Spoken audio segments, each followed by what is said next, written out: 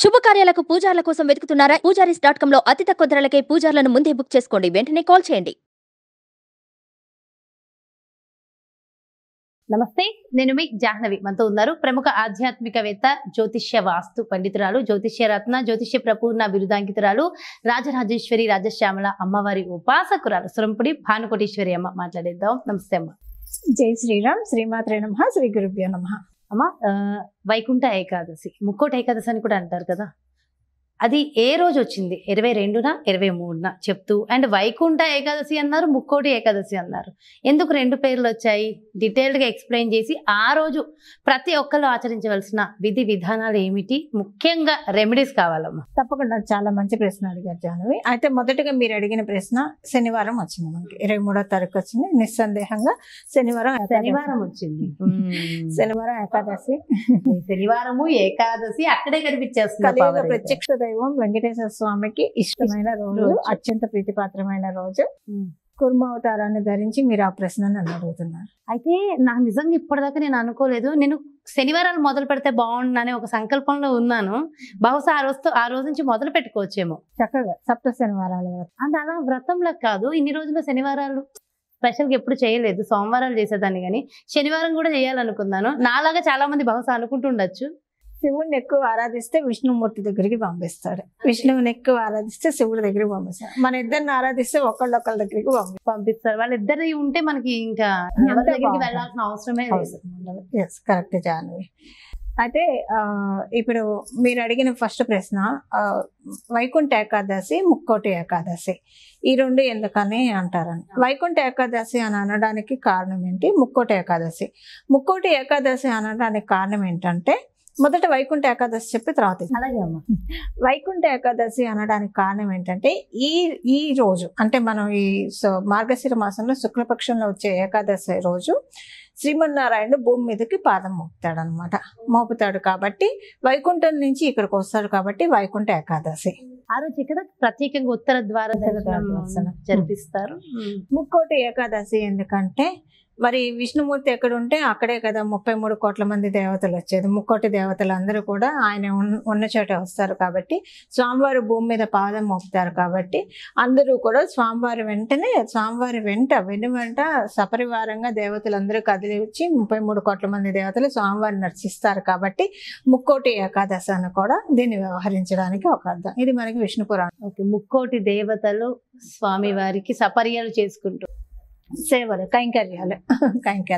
అయితే ఇక్కడ ఇంకొక చిన్న సందేహం వచ్చిందమ్మా. ఇప్పుడు ఇందాక మీరు అన్నారు మాటల్లో, ఎక్కువగా శివుడిని పూజిస్తే విష్ణుమూర్తి దగ్గరికి వస్తామని, విష్ణుమూర్తిని పూజిస్తే శివుడి దగ్గరికి వెళ్తామని, ఇద్దరు ఉంటే ఇంకెవరిని మనం కలవాల్సిన అవసరం లేదని అనుకున్నాం కదా. అయితే ఇక్కడి నుంచి వచ్చిన సందేహం ఏంటంటే, అటు శివుణ్ణి పూజించాలనే అర్హత రావాలన్నా, అటు విష్ణుమూర్తిని పూజించాలనే అర్హత రావాలన్నా ఒక రోజు రావాలి. ఆ రోజు ప్రతి ఒక్కరి జీవితంలో రావాలి అంటే ఖచ్చితంగా మీలాంటి గురువుల సలహాలు, సూచనలు, రెమెడీలు మాకు చాలా అవసరం. దాని గురించి వైకుంఠ ఏకాదశి నాడు ప్రత్యేకంగా ఏమైనా ఆచరించవలసినవి ఉంటాయా? అసలు దానికోసం ఏం చేయాలో చెప్పండి అమ్మా. చాలా మంచి ప్రశ్న అడిగారు జాహ్నవి. వైకుంఠ ఏకాదశి ఇలాంటి వాటిని సార్థకం చేసుకోవడానికి నిస్సందేహంగా చాలా మంచి రోజు. ఈ మాట ఎందుకు ఘంటాపథంగా చెప్తున్నానంటే, మనకి ధనుర్మాసం అంటే సూర్యనారాయణ మూర్తి ధనుసు రాశిలో ఉన్నప్పుడు ఏకాదశి, వైకుంఠ ఏకాదశి మనకి తటస్థిస్తుంది. అంటే పరిపూర్ణంగా భూమి మీద జ్యోతి, భగవంతుడి చక్షు వెలిగే టైం అనమాట ఈ ధనుర్మాసం అనేది.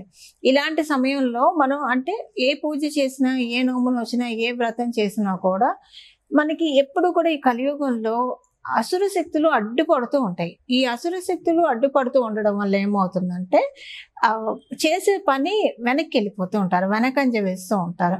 ఇప్పుడు ఉదాహరణకి దైవ నామస్మరణ చేస్తూ ఉంటే ఏదో ఒక ఆలోచన వచ్చేసేసి ఆ నామస్మరణ ఆపేస్తారు, ఇంకా ఆ పనిలో వెళ్ళిపోతారు అనమాట. ఎలాగైతే చంటి పిల్లలు ఒక బొమ్మ ఇస్తే ఆ బొమ్మతో ఆడుకుంటూ ఉంటారు, మళ్ళీ అక్కడ ఇంకొక కొత్త బొమ్మ కనిపిస్తే దాని వెంబడి వెళ్ళిపోతారు. ఈ బొమ్మ గురించి మర్చిపోతారు. అంటే ఇంకా నేను బొమ్మ అని చెప్పట్లేదు, అర్థం కావడానికి. అంటే యావిగేషన్స్ మనిషిని దైవం నుంచి దూరం చేస్తాయి. అందులో ఈ కలియుగంలో ఉన్న ప్రత్యేకత అది. భగవంతుడి నుంచి మనిషిని డిటాచ్ చేసే యుగం కలియుగం. అలానే భగవంతుడికి భక్తునికి అనుసంధానం చేకూర్చే అత్యుత్తమ యుగం కూడా ఈ కలియుగమే. రెండు ఉన్నాయి దీనికి, అంటే 2 సైడ్స్ ఉన్నాయి. ఏ సైడ్ మనం తీసుకుంటాం అనేది మనకి ఇంపార్టెంట్. అయితే మీరు అన్నది అయితే కరెక్ట్. ఎప్పుడు అంటే అప్పుడు మనం అంటే ప్రతిరోజు చేయడానికి అర్హమైన అన్ని వేళలో మనం భగవంతుడితోటి కూడడానికి కుదరదు. మీరు అడిగిన ప్రశ్న చాలా ప్రత్యేకమైనది. ఈ వైకుంఠ ఏకాదశి రోజులు లాంటి రోజులు కనుక భగవంతుడితోటి మనం కనెక్ట్ అయ్యి ఉండడానికి కనుక ప్రయత్నిస్తే, అంటే ప్రయత్నపూర్వకంగా రోజు ఉండాలి. ఒక నామ జపం, నమ శివాయ అంటారా, అష్టాక్షరి మంత్రం ఓం నమో నారాయణాయ అంటారా, ద్వాదశాక్షరి మంత్రం ఓం నమో భగవతే వాసుదేవాయ అంటారు. ఎవరి ఇష్టం వాళ్ళది, గోవింద అన్నా పర్లేదు.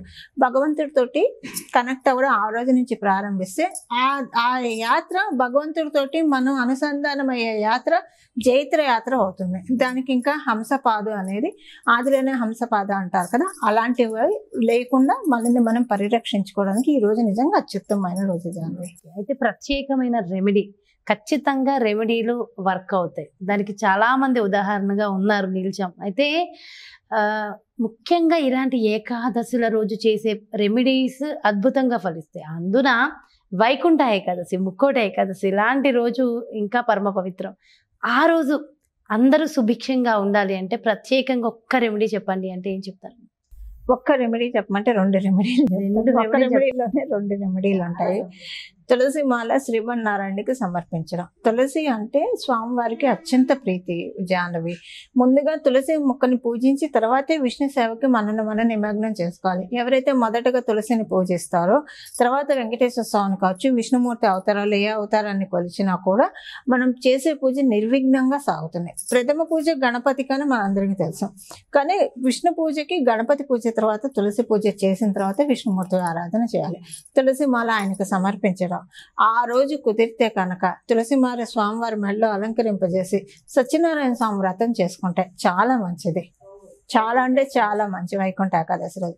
ఒకవేళ వ్రతం చేసుకోవడానికి అందరికీ కుదరకపోతే కనుక స్వామివారికి తులసిమాల సమర్పించి ఓం నమో భగవతే సత్యదేవాయ, ఓం నమో భగవతే సత్యదేవాయ, ఓం నమో భగవతే సత్యదేవాయ ఈ నామాన్ని ఆ రోజంతా జపిస్తూ ఉంటే కనుక సత్యనారాయణ స్వామి వ్రతం చేసుకున్న తత్తుల్యమైన ఫలితం వాళ్ళకి దక్కుతుంది. జాహ్నవి, వాళ్ళు చేసుకోలేకపోయినా అవకాశము ఉండి తీరిక ఉంటే చేసుకోవడం ఉత్తమం. లేకపోయినా ఇలాగ చేసినా సరే భగవంతుడు భావన మాత్రం సంతుష్టుడు. అంటే మనం వ్రతం చేసి మనసు అక్కడ పెట్టకుండా శారీరకంగా పూజ చేసి మనసు ఎక్కడో పెట్టుకొని అలా మనం పూజ చేసామంటే మానసికంగా, శారీరకంగా, వాచకంగా అక్కడే ఉండాలి. మనస వాచ కర్మణ భగవంతుడి దగ్గరే ఉండి చేయాలి.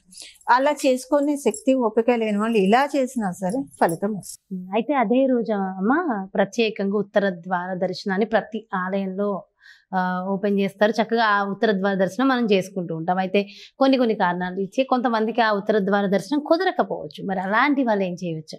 చాలా మంచి ప్రశ్న. ఇప్పుడు దేవాలయాలన్నీ ఆ రోజు కిక్కిరిసి ఉంటాయి. కొంతమందికి దర్శనం అవుతున్నా, కొంతమందికి ఆ టైంలో కాకపోవచ్చు. ఆ రోజులు ఎప్పుడు చేసుకున్నా పర్వాలేదు, అదే ఫలితం. అసలు చాలా ఊర్లలో, ముఖ్యంగా ఈస్ట్ గోదావరి, వెస్ట్ గోదావరి అలానే కదా, చాలా ఊర్లలో తెల్లవారుజామున 1 గంట 2 గంటల నుంచి కూడా దర్శనం అయిపోతూ ఉంటుంది. అంటే నేను చూసాను అక్కడైతే, అందుకనే అవి చెప్తున్నా. అవును జాహ్నవి, ఆ రోజు అలా మొదలైపోతుంది. తెల్లవారుజాము నుంచి మొదలవుతుంది ఉత్తర ద్వార దర్శనం అనేది. అయితే అందరికీ కొంతమందికి వెళ్ళలేకపోవచ్చు, గుడి దాకా వెళ్ళలేకపోవచ్చు. అయితే భగవంతుడికి సమీపంగా ఉండడానికి మనం ఆ రోజు ప్రయత్నించాలి. ఉపవాసం చేయాలి ఆ రోజు. ఉపవాసం అంటే నా ఉద్దేశం ఫాస్టింగ్ అని కాదు జాహ్నవి.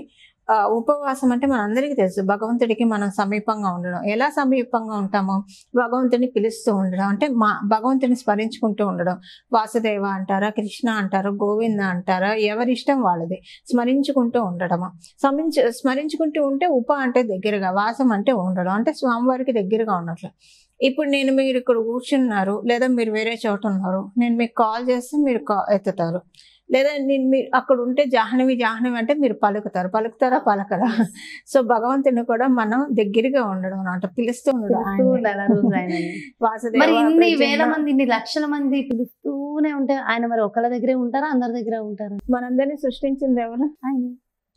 ఆయనకి అన్ని రూపాయలు ఉండవా? ఆయన ఎన్ని చోట్లైనా మనకి దీనికి ప్రత్యక్ష తార్కాణం మనకి ద్వాపర యుగంలోనే 16,000 మంది గోపికలను ఆయన పెళ్లి ఏకకాలంలో వివాహం ఆడారు. అంటే 16,000 మంది కృష్ణులుగా ఆయన దాల్చి 16,000 మందిని క్షత్రియ కన్యగా ఆయన వివాహం ఆడారు.